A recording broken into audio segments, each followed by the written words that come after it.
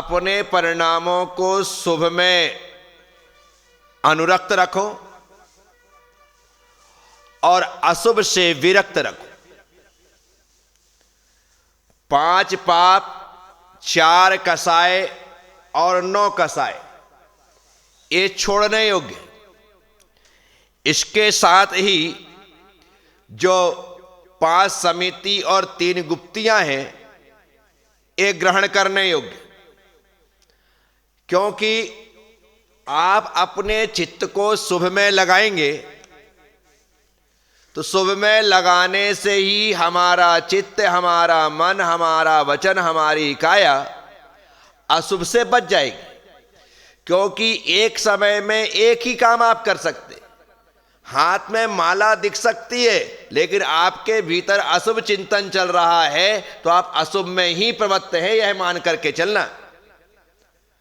इसलिए यहां पर हमें स्वयं को कसायों से, 9 कसायों से मन को हटाना है।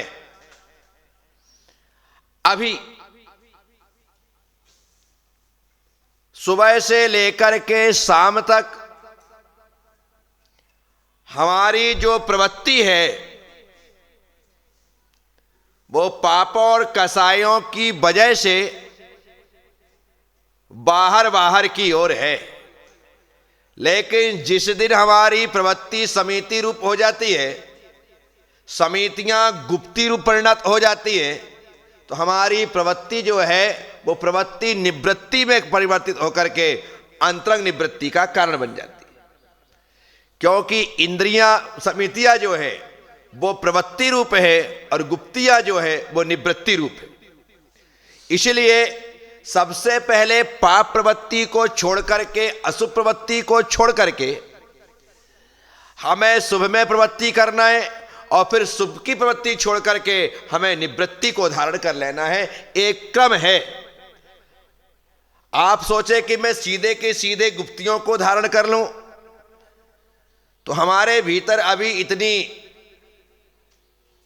चंचलता है कि वह हमारी इंद्रियों को, हमारे मन को गोपन नहीं करने देते। आंख मूंदने के पश्चात भी हम भटक रहे, दिख तो बैठे रहे लेकिन आचार्य कहते हैं बैठने के बाद भी ये खड़ा है। हम खड़े हैं, आचार्य कहते खड़े होने के बाद भी ये बैठा है। इसकी प्रवृत्ति जो हकीकत में खड़े होने के साथ साथ जो निवृत्ति अवस्था में है, तो कहते हैं उत्थित उत्थुत, वो खड़े में खड़ा है। और जो खड़ा तो है लेकिन भीतर परिणामों से गिरा है, तो बोले खड़े होने के बाद भी यह बैठा है। ऐसे 4 बातें आई। खड़े में खड़ा, खड़े होकर के बैठा, बैठे में खड़ा और बैठे में बैठा। क्या 4 बातें। तो एक अपने परिणामों से इतना निर्मलता को हासिल कर चुका है कि पूछिएगा मत। कि वह आज ही मैं आराधना कथा कोश में उसके 3रे वॉल्यूम की पहली कथा धर्मदास मुनि की कथा पढ़ रहा था। धर्मदास, वे धर्मदास मुनिराज तपोवन से आहार चर्या के लिए नगर में आए। उन्होंने आहार ग्रहण किया,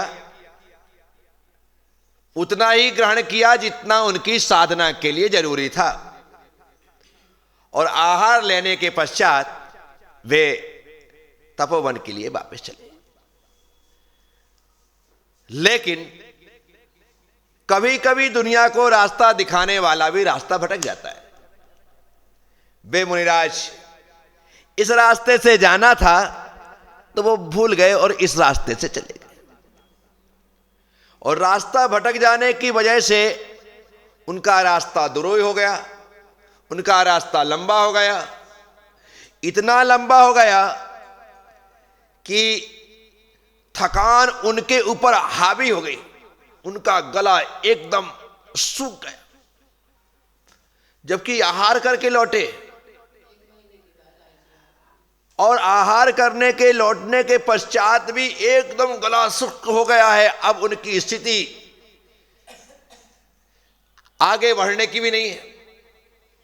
जो इस रास्ते से जा रहे हैं वह रास्ता साधुओं के चलने के योग्य भी नहीं है, सचित्र रास्ता है, लेकिन फिर भी उस रास्ते से बचते बचते बचते बचते जैसा हो सकता था वो बढ़ते गए, और बढ़ते बढ़ते वो गंगा किनारे पहुंचे। गंगा किनारे पहुंचने के पश्चात एक हरे भरे पेड़ को देखा, और पेड़ के नीचे जाकर के मुनिराज बैठ गए। एकदम निढाल हो चुके हैं, प्यास से पीड़ित है, लेकिन गंगा का बहता हुआ पानी उन्होंने नहीं पिया। वे उस तृषा परिसय को सहन कर रहे। उनकी इस स्थिति को देख करके गंगा देवी प्रकट होती। प्रकट होने के पश्चात शुद्ध प्रासुक जल एक कलश में लेकर के आती है, मुनिराज को प्रणाम करती है, कहती कि हे मुनिवर, आप बहुत तृषा से पीड़ित हैं, आप ये जल ग्रहण कीजिए। तब मुनिराज ने कहा, देवी मैं ये जल ग्रहण नहीं कर सकता। एक तो मैं एक भुक्ति वाला हूं, और दूसरा देवताओं के द्वारा ग्रहण किया हुआ भोजन पानी हम ग्रहण नहीं करते, इसलिए ग्रहण नहीं किया जा सकता। देवी को आश्चर्य भी लगा। उन्होंने कहा, नहीं, इसका समाधान तो मैं लेकर के रहूंगी। और वह सीधे विदेश क्षेत्र जाती है। विदेश क्षेत्र जाकर के सीमंदर भगवान से पूछती है कि वो मुनिराज तृषा से पीड़ित हैं, मैंने उन्हें को जल ले जाकर के दिया, फिर भी वो जल ग्रहण नहीं करते हैं, आखिर बात क्या है? तो जो जवाब यहां पर मुनिराज ने दिया था वही जवाब भगवान ने दिया कि वो देवताओं के हाथ का जल ग्रहण नहीं कर सकते, भोजन ग्रहण नहीं कर सकते, मुनि होने के नाते एक बार से दूसरी बार ग्रहण नहीं कर सकते, ऐसा जवाब मिल गया। अब गंगा देवी वापस लौट करके आती। उसने कहा, जब ये जल ग्रहण नहीं कर सकते हैं तो मुझे इनके लिए कुछ ना कुछ तो पुरुषार्थ करना चाहिए, सेवा करनी चाहिए। उसने मौसम बदल दिया, ठंडक पैदा कर दी, हल्की हल्की बारिश कर दी, वातावरण परिवर्तित हो गया।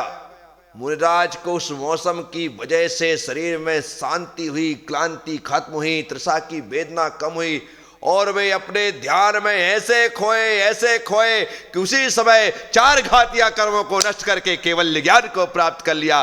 धर्म वे धर्मदास मुनिराज, जिन्होंने उस तृषा परिसय को सहन करते हुए केवल ज्ञान की उस केवल लक्ष्मी को प्राप्त किया। क्या है? इसीलिए यहां पर कौन किस अवस्था में तपस्या कर रहा है, वह खड़े होने के बाद हकीकत में निवृत्ति में है या प्रवृत्ति में है। बैठे होने के बाद वो शरीर से भी बैठा है और चारित्र से भी प्रवृत्ति में भी है, नहीं हो सकता है साधना तो बैठ के कर रहा है, लेकिन वह निवृत्ति के रूप में खड़ा हुआ है, ऐसी स्थिति